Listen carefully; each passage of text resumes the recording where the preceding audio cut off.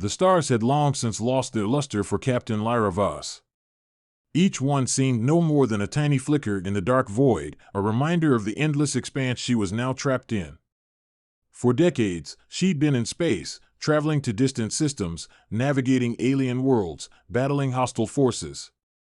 But now, she was on a different kind of mission, a mission that neither she nor anyone else fully understood.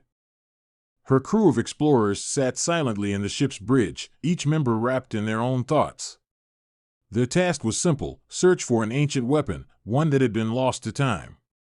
They were to find it before anyone else could. The problem, of course, was that they weren't sure what the weapon even was, only that it had something to do with humanity. And that word, human, was a mystery unto itself. Lyra didn't understand what was so important about humanity. To the rest of the galaxy, humans had been an afterthought for millennia. They were weak, primitive, barely even capable of interstellar travel. Yet here they were, tasked with finding this weapon before it fell into the wrong hands. She could almost feel the weight of the unknown bearing down on her shoulders, pressing her into the seat. She looked out the viewports, her eyes tracking the streaks of stars as they passed by in hyperspace. The ship's engines hummed a monotonous tune, the only sound breaking the silence. Her second-in-command, Lieutenant Zarek, was the first to speak. "Captain, we've received another transmission from the Council. They're urging us to hurry. They claim other factions are also searching for this weapon." Lyra nodded but didn't respond immediately. She knew the stakes, knew what it meant to be the first to find whatever it was they were after. The Council, those shadowy figures who had sent them on this mission, had their own interests. And those interests rarely aligned with the good of the galaxy. But this mission, this search for human, was different. It wasn't just a matter of power or politics, it was something far more ancient, more dangerous. The crew had received the first clue years ago, a whisper through the data streams from an unknown source, a reference to a weapon so powerful that it could reshape the balance of the universe. The records were fragmentary at best, but they all pointed to one thing: humanity. "We need to discuss this," Zarek continued, his voice low but firm. "We don't even know what we're looking for. You've been keeping us in the dark, Captain. What's going on?" Lyra turned to face him, her eyes hard. "I don't have answers. None of us do. But what I do know is that if we don't find this weapon first, someone else will. And they will use it against us, against everyone. We can't let that happen." Zarek didn't argue further, but the uncertainty was visible in his eyes. The crew had known about the mission's nebulous nature since the start, but that didn't make it any easier to bear. The whole thing felt like a giant puzzle with half the pieces missing, and the more they searched, the more questions arose. Lyra turned her attention back to the viewscreen, watching the swirling colors of hyperspace around them. She couldn't shake the feeling that there was something more to this mission than she was being told. The Council's cryptic messages, the way they insisted on secrecy, it all pointed to something bigger. They weren't just looking for a weapon. They were looking for a power, something that had been buried for centuries, hidden away for a reason.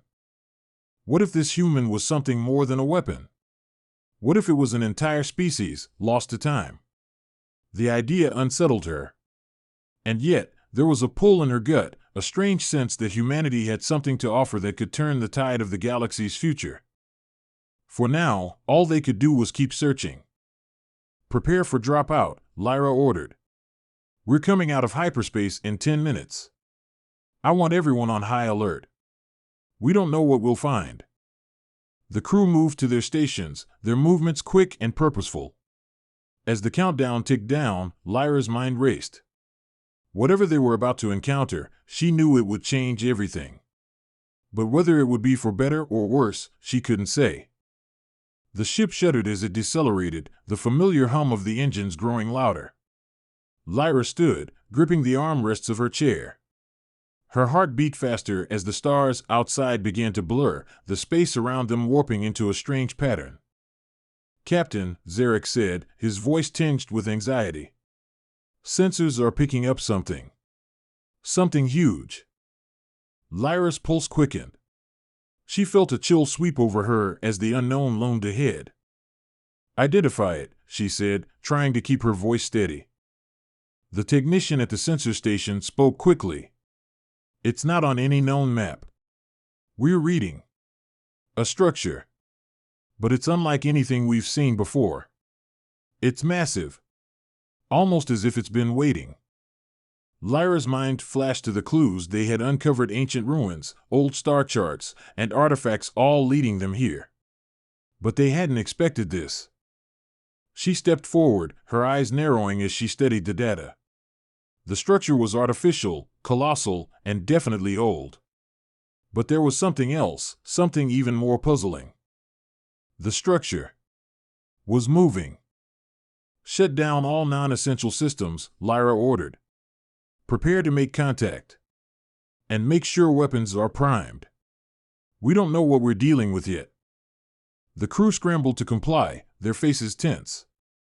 Lyra felt her grip tighten on the control panel as she watched the unknown structure grow larger, looming on the horizon of the system's lone gas giant. The ship's AI, known as Cerberus, spoke up. Captain, I have a theory. This structure could be the weapon we've been searching for.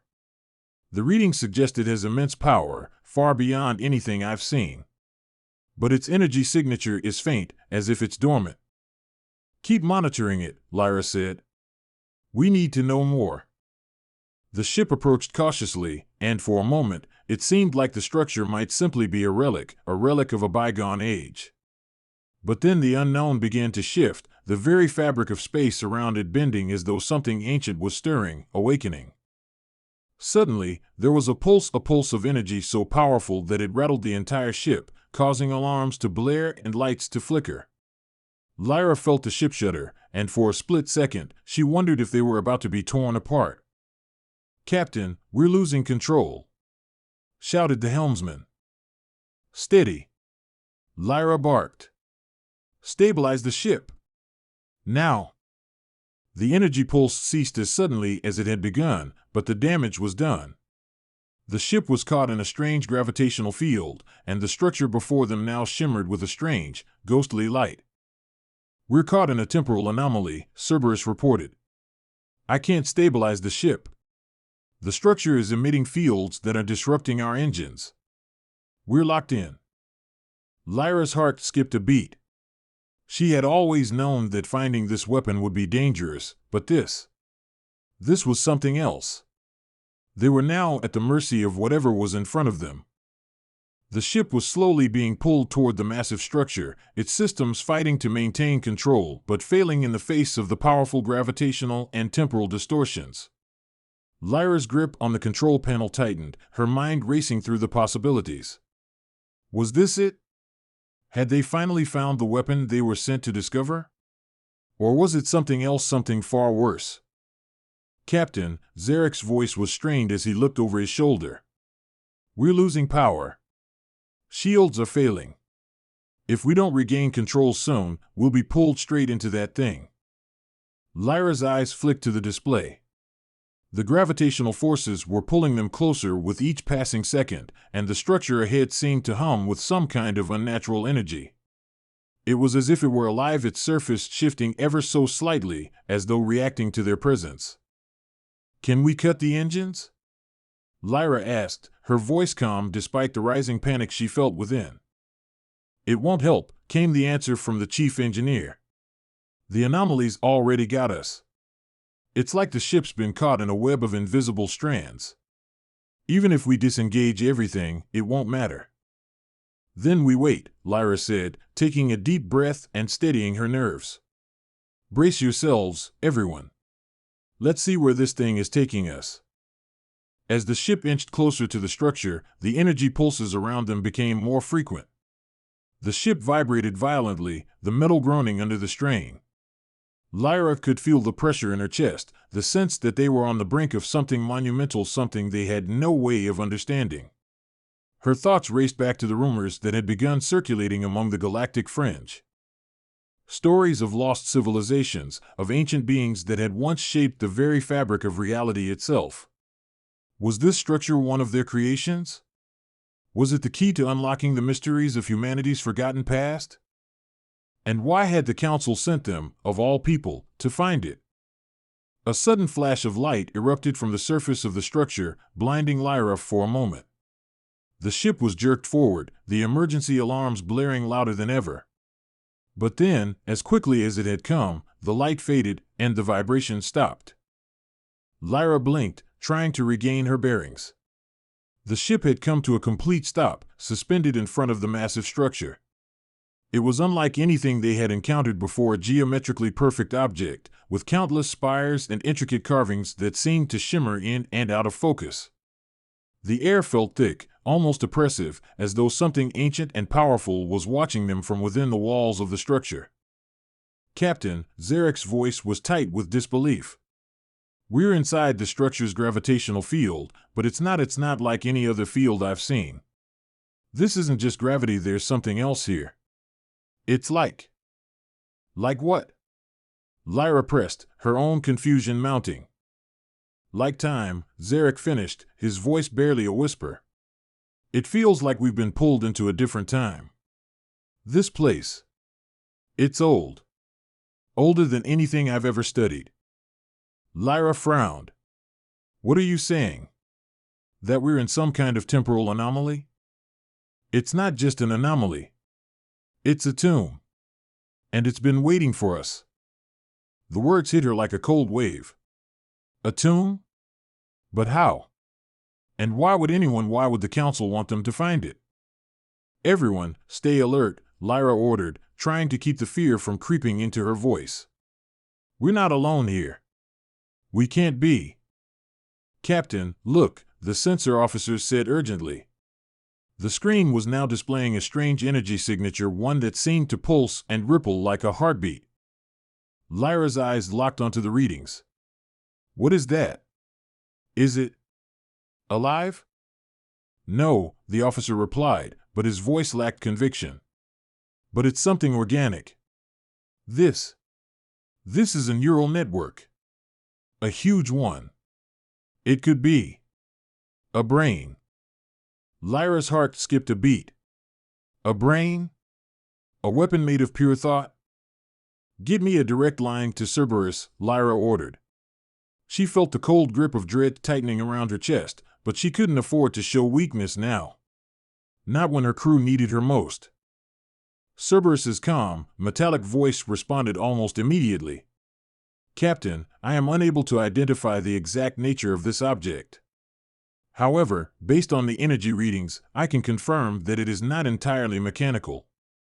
The structure is in a state of suspended animation, and its neural components suggest that it could be a form of consciousness." Lyra swallowed hard, her thoughts racing. A consciousness. "So, it's alive then?" "Potentially," Cerberus responded. "But it may also be an advanced artificial intelligence or a biological entity that has transcended its original form." "Great," Lyra muttered under her breath. "We've stumbled upon a sentient weapon." But then something shifted. A low hum echoed from the walls of the structure, followed by a sharp crackling sound that vibrated through the ship's hull. The lights flickered, and a strange sensation filled the air, a sense of pressure, as if the very fabric of space was warping around them. "Captain, you need to see this," Zarek called urgently. Lyra turned to find him standing by one of the side consoles, his face pale. He wasn't looking at a screen, but out through the viewports. Outside, the structure seemed to be coming alive in ways they hadn't anticipated. The spires that once appeared static were now shifting, their surfaces rippling like the surface of a pond disturbed by a stone. The energy pulses grew stronger, more chaotic, until they finally coalesced into a single, blinding light that enveloped the ship entirely. For a split second, Lyra thought they were going to be destroyed. But instead, something else happened. The light bent, coiling around them in an unnatural spiral. It seemed to reach out, caressing the ship, and for a moment, the world outside their hull ceased to exist. There was only the light, the pull, and the ever-present hum of the structure. Then, the light faded. The ship lurched back into reality with a suddenness that made Lyra stagger. She gripped the armrest of her chair to steady herself. The crew had already braced themselves, but no one said anything. The strange energy from the structure had stopped, and the ship was once again caught in its gravitational pull, but this time, the feeling was different. It wasn't the same terrifying force as before. It was inviting. Gentle, almost. "Captain," Cerberus said in a low tone, "I've detected a significant shift. The anomaly has stabilized. We are no longer in danger of being drawn into the structure." Lyra let out a breath she hadn't realized she was holding. But there was no time to relax. Something was different now. The calm after the storm felt unnatural. This wasn't just a weapon, it was something alive. Something that had been waiting for them, for her. And suddenly, Lyra knew, they hadn't come here by accident. Whatever the structure was, whatever this human was, it had chosen them. And whatever it was about to do next would change everything. "We need to move forward," Lyra said, her voice resolute. "Prepare to board the structure." The crew didn't hesitate. They had no choice but to follow her. No one knew what lay ahead, but they all felt it, the pull of something ancient, something powerful, something human. The crew moved with a sense of urgency, despite the strange calm that surrounded them. Every member of the team knew that they had crossed a line, a threshold from which there would be no return. The tension in the air was palpable, and Lyra could see it reflected in the faces of her officers.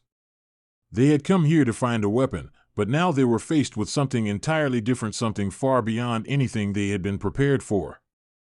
"Captain," Zarek spoke again, his voice shaky but determined. "If this is some sort of consciousness, how do we interact with it? How do we make contact?" Lyra didn't have an answer. She had no experience with sentient technology or ancient consciousnesses. She had no idea what they were walking into, only that they had no choice but to move forward. The ship's AI, Cerberus, had already confirmed that they were being drawn into the structure, but there was nothing about what they would encounter once they docked. "We'll take it one step at a time," Lyra said, her voice steady even though the uncertainty gnawed at her. "Prepare the boarding party. We need to get inside and figure out what we're dealing with." The crew suited up, their movements quick and coordinated. Lyra could see the fear in their eyes, but it was overshadowed by something else, a shared sense of curiosity, of wonder at the mystery that lay ahead. Whatever this structure was, it wasn't just a weapon. It was a living, breathing enigma that had been buried for eons, waiting for them to find it. The docking procedure was smooth, almost too smooth. As they approached the docking bay of the massive structure, the ship seemed to glide effortlessly into place, as if the structure itself had opened its arms to welcome them. The surface of the station shimmered in the dim light of the system's gas giant, and the massive spires seemed to pulse with energy, sending waves of distortion through the space around them. "Docking complete," Cerberus announced, its tone neutral but somehow tinged with an underlying sense of urgency. "The airlock is stable. You may proceed." Lyra gave a final glance to her crew. "Stay sharp. We don't know what we're going to find inside." The airlock hissed open, and the moment they stepped into the structure, Lyra felt a strange shift in the atmosphere. The air was thick, heavier than what they were accustomed to. It smelled faintly of ozone, but beneath that, there was an undertone of something organic, alive. The walls of the structure were smooth and translucent, but as they moved deeper inside, it became clear that they were walking through some kind of neural network.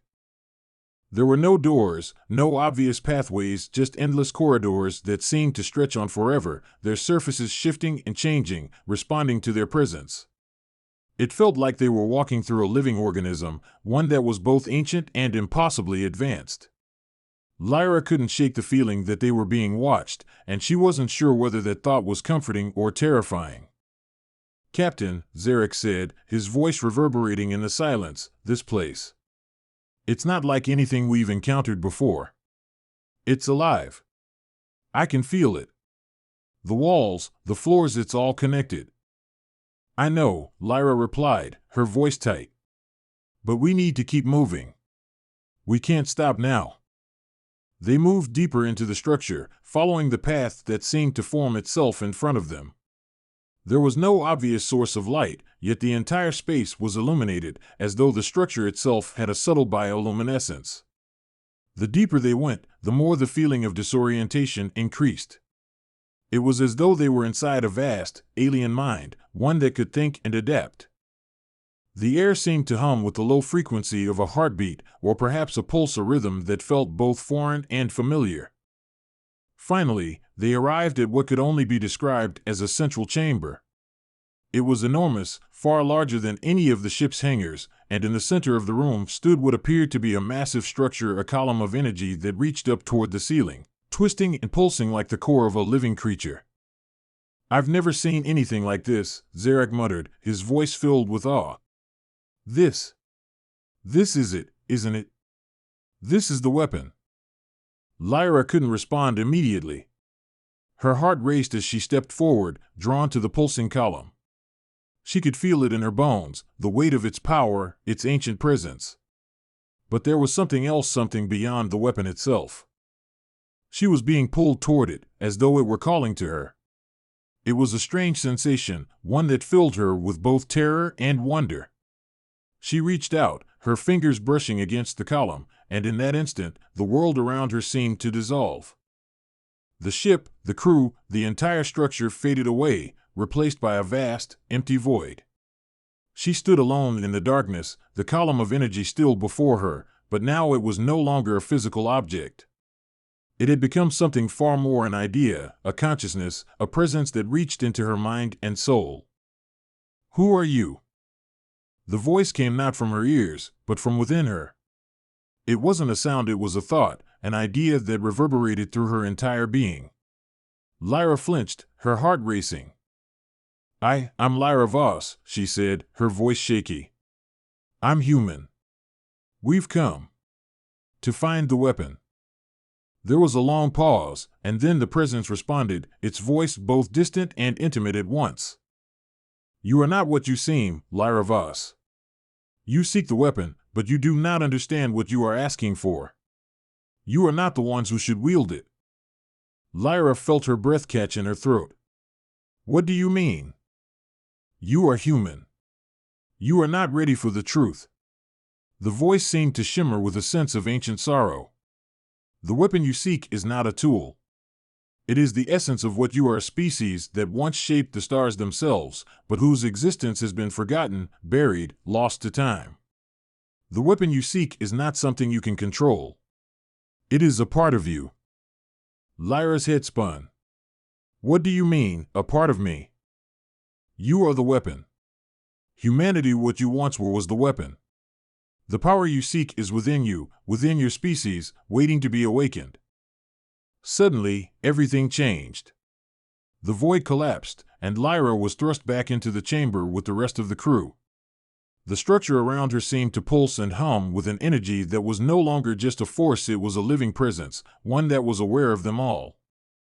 Zarek was standing next to her, his eyes wide with fear.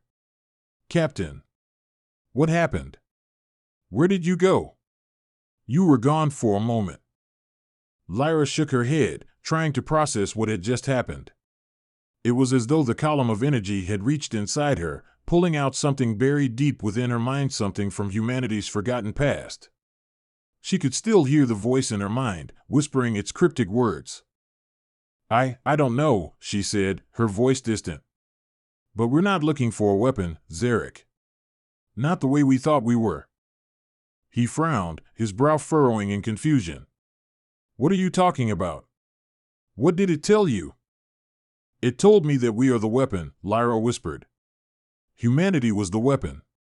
And it's still in us, waiting to be awakened." The realization hit her like a bolt of lightning. Whatever humanity had been, whatever this weapon was, it was far more than a physical object. It was a power embedded in their very DNA, an ancient force that had shaped civilizations and destroyed them. And now, it was calling to them. It was waiting for them to understand, to unlock it, to unleash it. But the question remained, were they ready to wield it? Could they control it? Lyra didn't have the answers. But one thing was clear, Their journey had only just begun. Lyra stood there, frozen, her mind racing with the implications of what she had just learned. The crew waited, tense and silent, each of them feeling the weight of the moment, yet none of them truly understanding what had just transpired. The air in the chambers seemed heavier now, suffused with a strange energy. The very walls seemed to pulse in rhythm with the newfound awareness that hummed within Lyra. Zarek was the first to break the silence. "Captain, what does this mean?" His voice trembled slightly. "Are we supposed to use this power?" Lyra turned toward him, still grappling with the truth that had been laid bare in her mind. She swallowed hard, forcing herself to stay composed. "I don't know. But whatever this is, it's far beyond anything we were prepared for." "What are we supposed to do with it?" Zarek pressed. "If humanity's the weapon, then what does that mean for us? For the galaxy?" Lyra's gaze moved to the column, which still hummed with an eerie life. She could feel it calling to her again, urging her to understand, to delve deeper into the mysteries of what humanity truly was, and what they had forgotten in their long evolution. But her mind recoiled. She wasn't ready for this. No one was. "We need to learn more," she said finally, her voice firm despite the tremor of doubt that lingered beneath the surface. "This thing, the structure, whatever it is, it's ancient, and it's tied to our species. But we can't act impulsively. We have to understand it, all of it, before we make any decisions." Zarek nodded slowly, though he looked uncertain. "But how do we even begin to understand something like this?" Lyra's eyes flicked to the rest of the crew, who were all waiting for her guidance.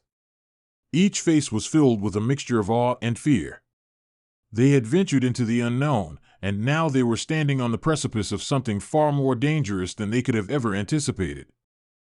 "I think," Lyra said slowly, "that the structure itself can help us. It's alive, or at least part of it is. Maybe it can communicate with us more directly. We need to interact with it, see if it will share more of its knowledge with us." "Captain," Cerberus's voice interrupted, calm but insistent. "There is an anomaly in the neural network of the structure. I am detecting fluctuations in the energy pattern. It appears to be a response to your presence." Lyra frowned. "What do you mean, Cerberus?" "It seems that the structure is trying to interface with your neural patterns, Captain," the AI explained. "It is attempting to establish a direct link with you. Your mind is resonating with it in a way that is unusual. It is as if it recognizes you, or perhaps is seeking something from you." Lyra's heart skipped a beat. It had been pulling at her from the moment she touched it, this feeling of recognition, of being connected to something vast and unknowable. She had felt it before in the void, but now it was clearer, sharper. Something was reaching out to her, something beyond her understanding. "Is this a good idea, Captain?" Zarek asked, his voice quiet but insistent. "You said it yourself, we don't know what we're dealing with." "I have no choice," Lyra replied. "If this thing is truly tied to humanity, if it is part of who we are, then I need to understand it. I need to know what it wants from us." Her crew was silent, unsure of what to say. But Lyra could see the resignation in their eyes. They trusted her. And in that moment, she knew they would follow her into whatever came next, even if they didn't fully understand the dangers they faced. Taking a deep breath, Lyra stepped forward again, her heart pounding as she neared the pulsing column. As her fingers brushed against its surface once more, the hum intensified, and she felt a sudden surge of energy, almost as if the column was alive and breathing, pulling her in. A cold sensation prickled her skin, then warmth spread through her limbs, and before she knew it, her mind was connected to something far greater than herself. The world around her melted away, leaving only the sensation of being inside a vast, ancient consciousness.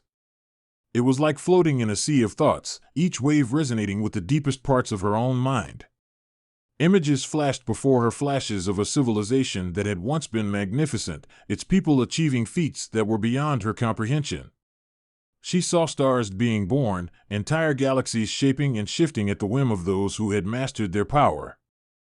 But there was darkness too, visions of destruction, of collapse. A once great civilization torn apart by its own creations, its own hubris. Then, in the midst of the chaos, she saw them. Humanity. The faces she saw were not the ones from her own time, but ancestors, creatures that had been the foundation of what humanity had become. They were powerful, ancient beings, with a depth of knowledge that made Lyra feel like a child in comparison. But they had changed, evolved, or perhaps regressed over time, forgetting their true purpose and the power that had been within them all along. The consciousness spoke again, this time clearer than before, its voice like a distant echo that reverberated in her mind. You are the last of them. The weapon is within you, within your people. It has always been there, waiting to be unlocked. Lyra's breath caught in her throat. The realization hit her hard. Humanity had not just lost its past. They had lost themselves. They had forgotten the weapon they once were, the power they had wielded. But that power was still inside them. It was dormant, waiting to be awakened. Why didn't we remember? Lyra whispered, her voice echoing in the vast expanse of consciousness. The past was buried. Your ancestors feared what they had become. They sealed themselves away from the weapon, from the knowledge of what they had done. But it is time now. Time for you to reclaim what was lost. Lyra shuddered. How do we unlock it? How do we awaken it? The answer lies within you. You must open your mind fully to the past. Only then can the weapon be awakened. The images in her mind grew more intense, the memories of ancient humanity pressing in on her. The knowledge, the power, it was all there, just beyond her reach. She could feel the ancient minds of those who had once shaped the universe. They had created this weapon, not as a tool, but as a part of themselves. And now, it was Lyra's burden to unlock it, to become it. The pressure in her mind intensified, the weight of ancient knowledge threatening to overwhelm her. She couldn't breathe. She couldn't think. But then, as if on instinct, she reached deep within herself, pushing through the flood of thoughts and memories, seeking the key to understanding. Suddenly, the chaos in her mind stopped. There was a moment of clarity.